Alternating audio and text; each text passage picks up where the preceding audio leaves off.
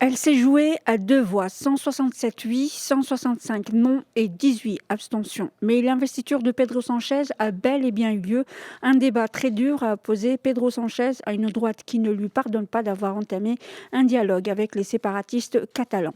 Le chef du Parti socialiste ouvrier espagnol a prêté serment comme chef de gouvernement mercredi devant le roi d'Espagne.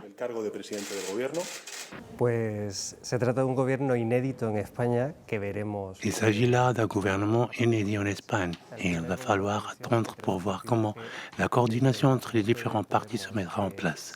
Entre le Parti socialiste ouvrier et Podemos, les divergences sont profondes. Il faut voir comment ils vont travailler ensemble sur le terrain pour appliquer la politique qu'ils décideront ensemble. Entonces veremos a ver cómo son capaces. Depuis le mois de mars, le chef du gouvernement espagnol expédiait les affaires courantes après l'explosion de la majorité bancale qu'il avait portée au pouvoir en renversant lors d'une motion de censure à Mariano Rajoy. Son futur gouvernement inclura plusieurs ministres de Podemos, une situation qui semble toutefois difficilement en mesure de mettre fin à l'instabilité chronique qui mine depuis 2015 la quatrième économie de la zone euro.